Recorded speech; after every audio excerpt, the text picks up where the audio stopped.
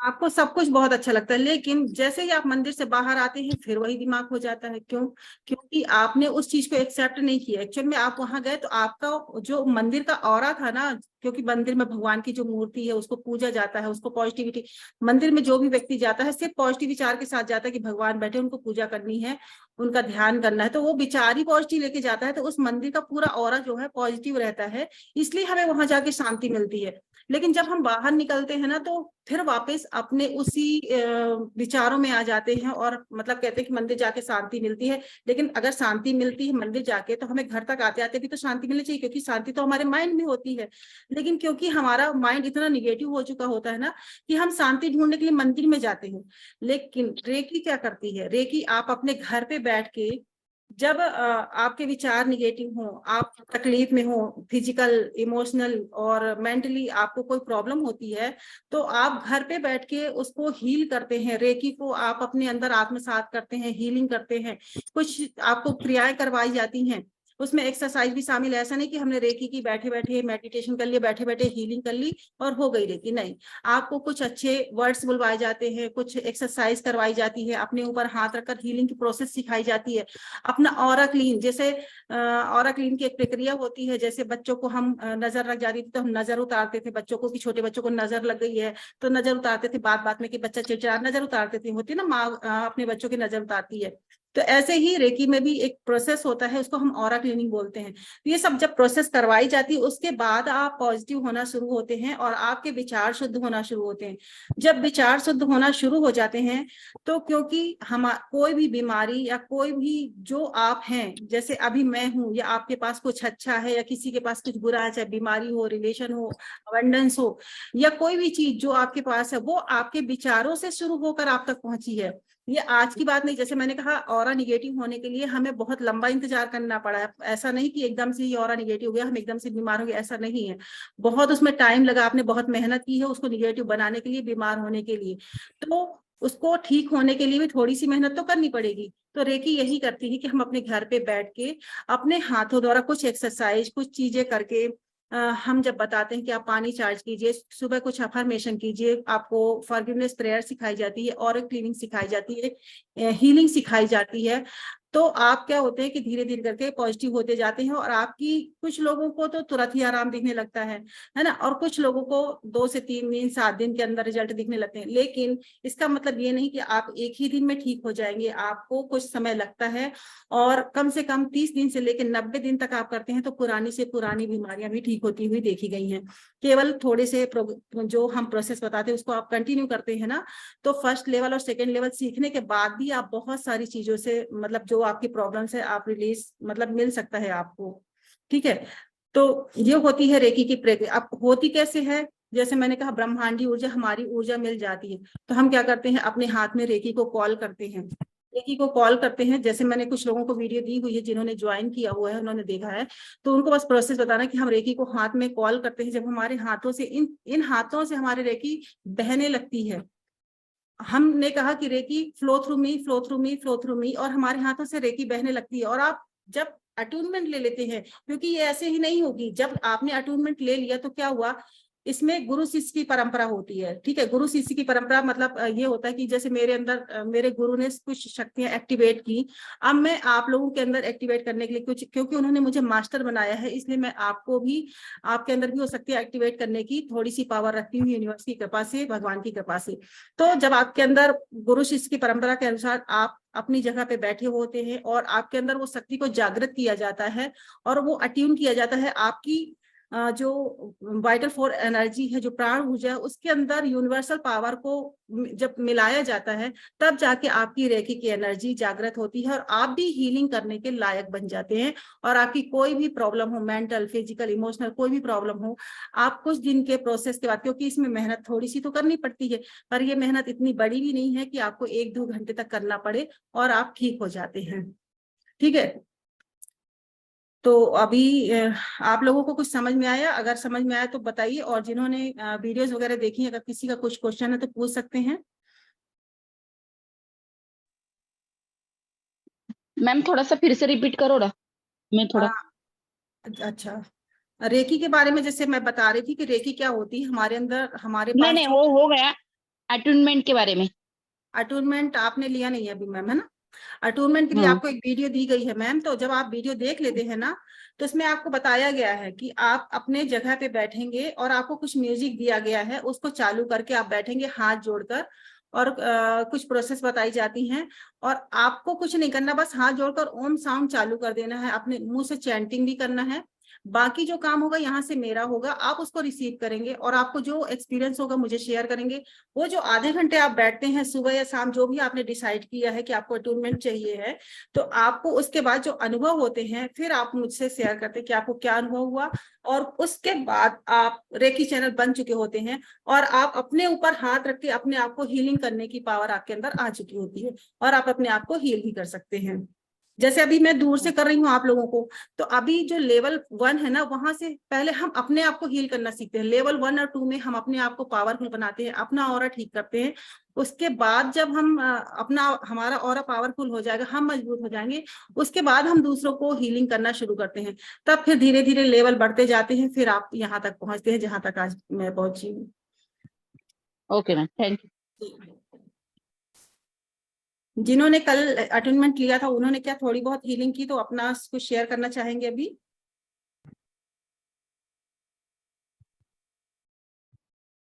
Rita ma'am, आपने लिया था ना कल अटेंडमेंट?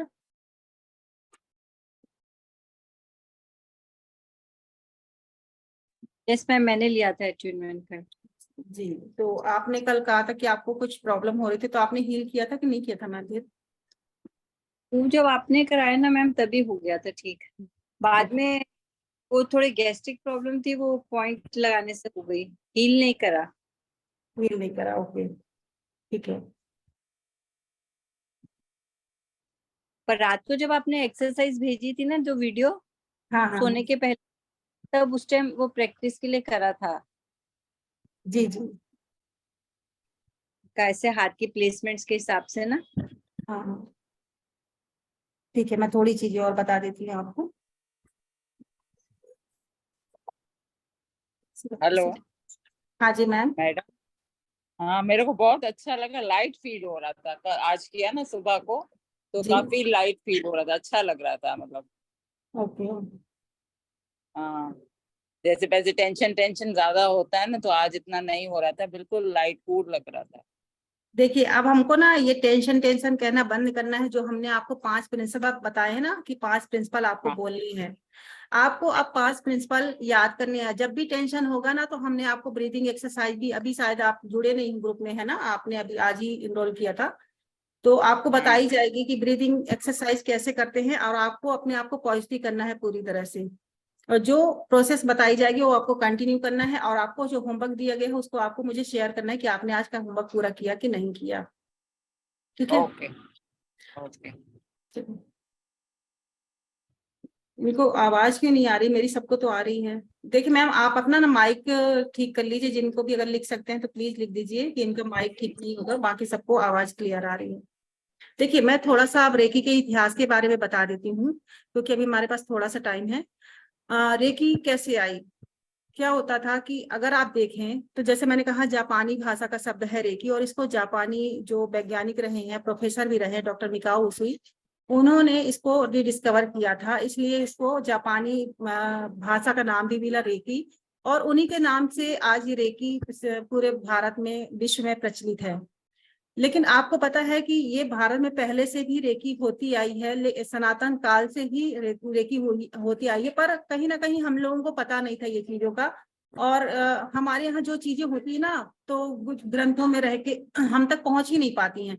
महात्मा बुद्ध ने भी रेकी किया, और उन्होंने क्या किया कि अपने शिष्यों को ये चीजें सिखाई, और वो वहीं तक रह गई।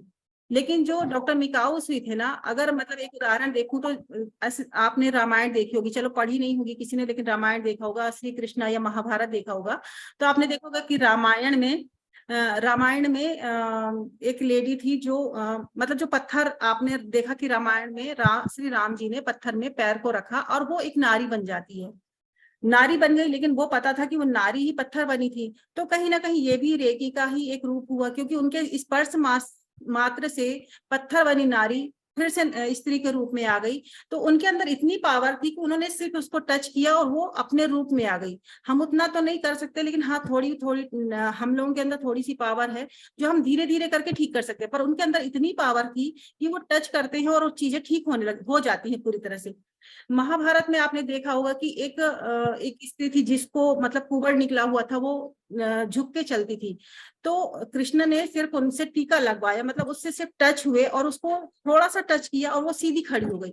तो कहीं ना कहीं ये भी रेकी का एक रूप है। आप ध्यान से सोचें, क्योंकि वो 16 कलाओं से युक्त जब जन्म लिया था तो उनके अंदर बहुत ऊर्जा, बहुत पावर थी। वो 16 कला, जैसे आपने सुना होगा कि ईश्वर जो होते हैं 16 कलाओं से युक्त होते हैं, उन्हीं को भगवान का दर्जा दिया जाता है। तो वो अपने 16 कलाओं के साथ, उनके अंदर बहुत सारी पावर्स थी, इसलिए उन्होंने सिर्फ किसी को टच किया और वो हमको ठीक होता हुआ दिखा। तो ये रेकी कहीं ना कहीं पहले से ही चल रही थी, बट हमको पता नहीं थी कि हमने उसको कभी अपने जीवन में अप्लाई नहीं किया था, और कालांतर में कहीं ना कहीं छुप गई थी, या बताई हम तक आ ही नहीं पाई। कुछ कारण हो गए थे इसके, जानते भी होंगे कुछ लोग कि क्या कारण हो सकते हैं। पर जब महात्मा बुद्ध हुए तो वो जब जंगलों में गए तो उनके अंदर भी ये पावर जागृत हो गई थी तपस्या के दौरान। तो उन्होंने क्या किया कि उस जो उनके अंदर पावर आई उसको उन्होंने स्पर्श चिकित्सा का जो नाम दिया। लेकिन उन्होंने सिर्फ उनके साथ जो शिष्य थे ना, अब जंगल में रहते थे तो वहां डॉक्टर कैसे मिलेगा या कुछ चीज कैसे होगी, तो उन्होंने अपने शिष्यों को सिखाई और उनको कुछ प्रॉब्लम होती थी तो खुद ही ठीक कर लेते थे। कहा जाता है कि जो साईं बाबा थे उन्होंने भी रेकी का यूज किया, जीसस उन्होंने भी रेकी को यूज किया था। अब जब जो डॉक्टर मिकाउसी थे तो उन्होंने क्या किया कि वो एक कॉलेज में प्रोफेसर थे और वो बहुत ही स्पिरिचुअल थे। लेकिन मेरा फ्लो टूट जाता है, प्लीज आप लोग ना म्यूट कर लीजिए।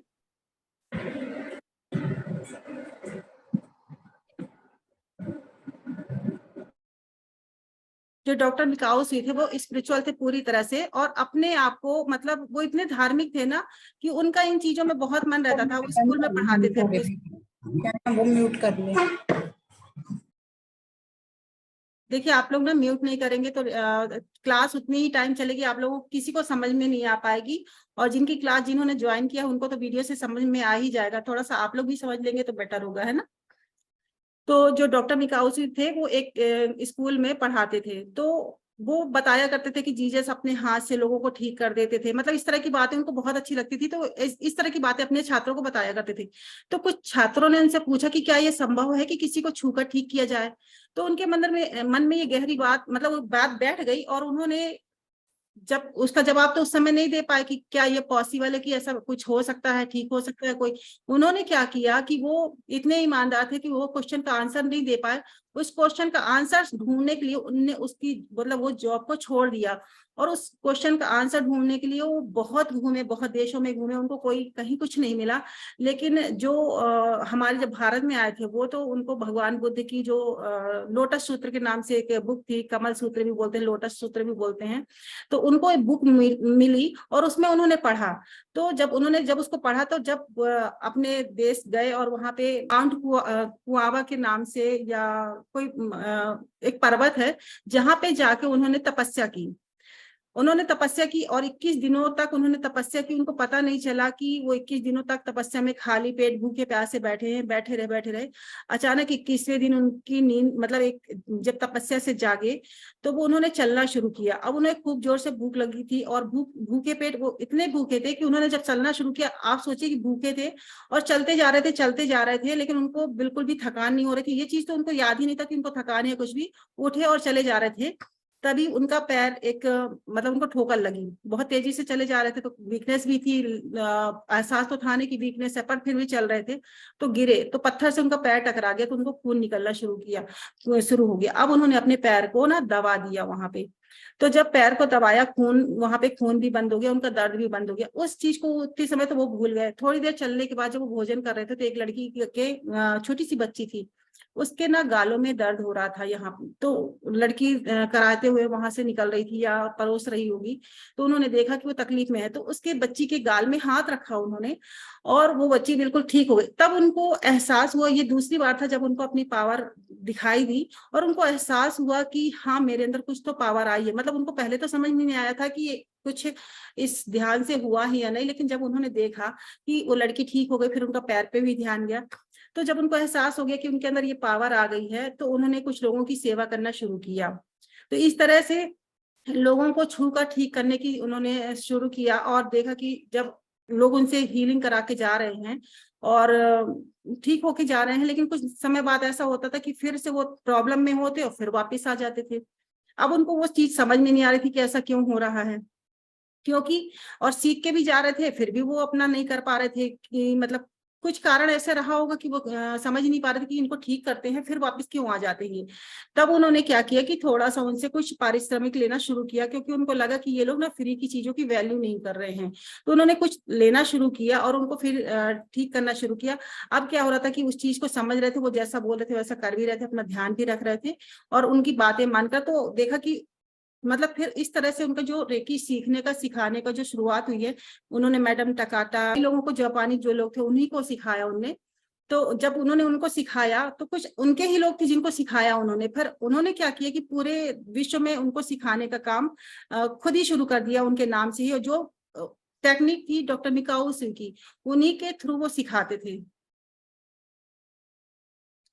डॉक्टर मिकाओ सुई ने जैसी जो जिस तरह से लोगों की हीलिंग करते थे उसी तरह से वो भी उनको सिखाते थे। जो मैडम टकाटा थी वो भी उसी तरह से लोगों को सिखाती थी, और इस तरह से पूरी दुनिया में, पहले तो जापान में रहा, फिर जापान से धीरे धीरे एक मतलब और भी लोगों ने सीखा। और हमारे यहाँ जो रेकी आई है तो ये डॉक्टर मिस्टर NK शर्मा जो है उनके द्वारा आई है, क्योंकि उन्होंने जापानी जो रेकी टीचर थे उनसे सीखा था, और जो हमारे भारत में हम लोग जो सीख रहे हैं डॉक्टर NK शर्मा के द्वारा, और कुछ लोग उनके मिस्टर विलियम डी रैंड के द्वारा भी सीखते हैं, जो कि डॉक्टर मिकाओ उसी के ही अनुयायी हैं। तो उन्हीं के द्वारा ये रेकी सारी जगह फैल रही, इसलिए उनके जैसी हीलिंग जैसी उनने रिसर्च की थी उसी तरह से हीलिंग आज सब जगह प्रचलित है। पहले टच हीलिंग, पहले जो लेवल होता है तो पहले टच हीलिंग करते हैं, फिर दूसरे लेवल में जाते हैं तो थोड़े से सिंबल मिलते हैं, और उसके बाद आप डिस्टेंस हीलिंग मतलब दूर बैठ के भी किसी की हीलिंग कर सकते हैं। तो ये इस तरह से जब इतिहास में आई तो 1920 में ये हमारे अस्तित्व में आई थी रेकी। और हम लोग जो आज रेकी टीचर बन चुके हैं, सिखा रहे हैं लोगों को, तो ये सब हम डॉक्टर NK शर्मा को हम थैंक्स बोलते हैं जो भारत में लेके आए। क्योंकि भारत में थोड़ी सी ये चीजें होती है ना कि कोई चीज किसी को मिल जाती है ना तो कई बार वो बताना नहीं चाहते, लेकिन जापानी जो लोग होते हैं या विदेशी जो लोग होते हैं, कई बार हमने देखा है कि वो चीजों को फैलाते हैं और बताते हैं, भले उनके नाम से चल रही है चीजें, लेकिन उनके थ्रू दुनिया में आई और ये हमको आज पता चली। अब हम बोलते हैं कि हाँ ये हमारे यहाँ भी होता था, लेकिन शुरुआत तो हमने वहीं से की थी डॉक्टर मिकाओ उसी के द्वारा। तो हम जब भी रेकी कॉल करते हैं और हीलिंग करते हैं तो उनका नाम लेते हैं, उनको थैंक यू बोलते हैं। ठीक है, तो आज का हमारा ये सेशन था जो हमने जाना कि रेकी क्या होती है और किस तरह से हम लोग कर सकते हैं, क्या क्या चीजें ठीक हो सकती हैं। इसमें से बहुत सारी चीजें ठीक हो सकती है, जैसे मैंने कहा मेंटल, फिजिकल, इमोशनल जो भी आपकी प्रॉब्लम्स होगी वो सब कुछ ठीक हो सकता है। बस थोड़े से पेशेंस रखने की जरूरत होती है। आप बिना किसी और ट्रीटमेंट लिए भी, यस किसी ने हैंड रेस्ट किया है तो आप पूछ सकते हैं, अभी मेरा सेशन हो चुका है, तो आप कोई भी प्रॉब्लम हो आप इससे ठीक कर सकते हैं। सिर्फ अपने ऊपर हाथ रख के, कुछ पॉइंट्स होते हैं उनके ऊपर हाथ रखते हैं और अपनी हीलिंग कर सकते हैं। ठीक है, तो अभी मैं हाँ जी आप बताइए मैम, फिर मैं आपको थोड़ा सा और। नमस्कार मैम। जी नमस्ते। हाँ मैम, मैंने जब सुबह अटूनमेंट लिया था तो मैंने ना एक्चुअली हैंड जो थे वो रिसीविंग मोड पे थे, मेरे को बाद में याद आया, फिर मैंने हाथ जोड़े, तो इसका मतलब एनर्जी मैंने की है ना? एनर्जी तो फील की ना, आपने शेयर किया था, एनर्जी फील किया आपने। हाँ हाँ हाँ जी। और मैडम मैं जहाँ बैठी थी वो सामने मिरर था, तो उसके कोई दिक्कत तो नहीं आती ना? नहीं मैम कोई दिक्कत नहीं आती। उस समय पे जो काम था वो हमारा था, हम आपके रूम को चार्ज करते हैं, आपको चार्ज करते हैं, ऑरा क्लीन करते हैं और आपके अंदर एनर्जी को एक्टिवेट करते हैं, तो उससे कोई फर्क नहीं पड़ता। और आपको इतनी बातें दिमाग में भी नहीं लाना। देखिए जब आप रेकी सीखते हैं ना तो आपको लेकिन किंतु परंतु बट कुछ भी नहीं दिमाग में लाना, जो हमने कह दिया, क्योंकि ये मेरी वाणी नहीं है, ये डॉक्टर मिकाओ सुई और यूनिवर्सल की पावर है जो सभी लोग कर रहे हैं। और इसको मतलब बिना किसी सवाल के हम करेंगे, जितनी श्रद्धा से करेंगे तो उतनी पावरफुल तरीके से काम करेगी। जहां आपका डाउट आ जाता है वहां पे थोड़ी सी आपकी हीलिंग प्रोसेस में कमी आ जाती है। बिना डाउट के आप करते हैं। ये जो प्रैक्टिस करनी है ओम ध्वनि की आधे घंटे की डेली सेम टाइम करनी है या किसी भी टाइम कर सकते हैं? जो हमने जैसे आज शुरू की थी 9:30 से, वही टाइम पे करनी है? मैम 9:30 बजे तो अटोनमेंट एक ही बार होता है ना। अटोनमेंट जो किया था हमने एक ही बार किया था, आपने कल भी आज भी मैसेज किया था, एक ही बार होता है। बाकी प्रैक्टिस आप पूरी करेंगे, जैसे पानी चार्ज करना है, ऑरा क्लीनिंग भी आपको कुछ दिन तक डेली करना है, उसके बाद वीक में हफ्ते में 1 दिन करना है बस। ठीक। चलिए अभी ये आप लोगों जी ये ओम वाली प्रैक्टिस डेली तो नहीं करनी ना? कौन सी मैम? ओम की ध्वनि वाली आधे ओम की 10 मिनट डेली करनी है। ओम की आपको मैं भी बताऊंगी, आपको क्लास के दौरान बताऊंगी, आपको डेली 10 मिनट करनी है ना। ठीक है। अभी मैं बता दूं, आप लोगों को पिक्चर भेजी गई होगी जिसमें कुछ पोजीशन बनी हुई है, इस तरह से बनी हुई है ना, आप लोगों ने सबने देखी है। तो आपको क्या करना है कि आपको एक ऑडियो दिया गया है 12 पॉइंट हीलिंग की। तो जो पीडीएफ दिया गया है ना 12 पॉइंट हीलिंग का, उसको देख लेना है अच्छे से कि आपको हाथों को इस तरह से रखेंगे कप शेप में। देखिए मीटिंग एंड हो जाएगी तो कोई दिक्कत नहीं, हमारा क्लास का सेशन खत्म भी हो चुका है, तो जितना मैं बता पा रही हूँ आप लोग ध्यान से सुन लीजिए, है ना। हमको कप शेप में हाथ रखना है। एनर्जी को कॉल करने के बाद हाथों को इस तरह रखेंगे, और प्रोसेस आपको पता है कि एनर्जी को कॉल करके क्या बोलना है। फिर अपने हाथों को पहले हम यहाँ रखेंगे और 1 मिनट के लिए, सबसे पहले जो हम 7 दिन करेंगे वो 1-1 मिनट हर अंगे पे करेंगे। ये आज्ञा चक्र हो गया हमारा, टेम्पल। और उठाएंगे जब हम हाथ ना, तो 1-1 हाथ उठाएंगे, दोनों हाथ नहीं उठाएंगे, ये ध्यान रखना है। फिर दूसरा हाथ एक बार इधर एक बार इधर, ठीक है। तीसरा पॉइंट हो गया हमारा, ये चौथा पॉइंट हो जाएगा। या तो इस तरह से जो थ्रोट चक्र में करना है, इस तरह से भी कर सकते हैं और इस तरह से भी कर सकते हैं, ठीक है। उसके बाद हमारे हार्ट चक्र पे, उसमें सारे पॉइंट दिए हुए हैं, उसी तरह से देख के आपको करना है, सारे पॉइंट पे करना है। 12 पॉइंट दिए हैं। वन वीक में केवल 1 मिनट की हीलिंग करना है, और उसके बाद भी आपको रिजल्ट अच्छे आएंगे। तो जो ऑडियो दिया गया है उसको आप लोग सुनेंगे और हीलिंग करेंगे अपनी, ठीक है। जो अटोनमेंट लेते जा रहे हैं उनको सारी चीजें मिलती जा रही हैं। हाँ जी, ऐसा तो कुछ नहीं है कि जो उसमें दिखाएगा लेफ्ट आगे है या राइट आगे है, कोई भी हाथ आगे पीछे रख सकते हैं। हाथ का कोई इशू नहीं, बस जब हम उठाएंगे ना हाथ, तो पहले हम जैसे हमने रखा 1-1 हाथ करके एक रख लेंगे, फिर दूसरा, एकदम से दोनों हाथ ऐसे नहीं उठाना है, ये ध्यान है। और हो भी जाता है, शुरू में गलतियां हो सकती हैं, तो कोई टेंशन लेने की जरूरत नहीं है। ठीक, okay ma'am, thank you ma'am. Thank you. और किसी का कुछ क्वेश्चन है? देखिए ऑरा क्लीनिंग सबको समझ में आ गया है ना।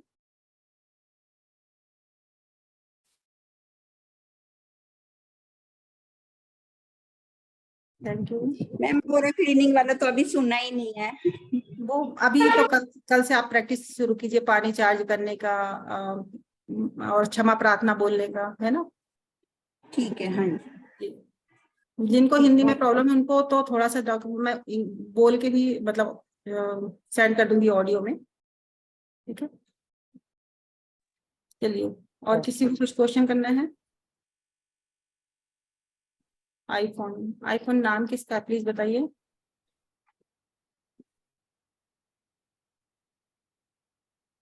देखिए क्लास खत्म होने वाली, किसी को कोई क्वेश्चन करना हो तो कर सकते हैं, और ज्वाइन करने के लिए आज भी ज्वाइन कर सकते हैं, क्योंकि अटोनमेंट के बाद ही क्लास शुरू होती है।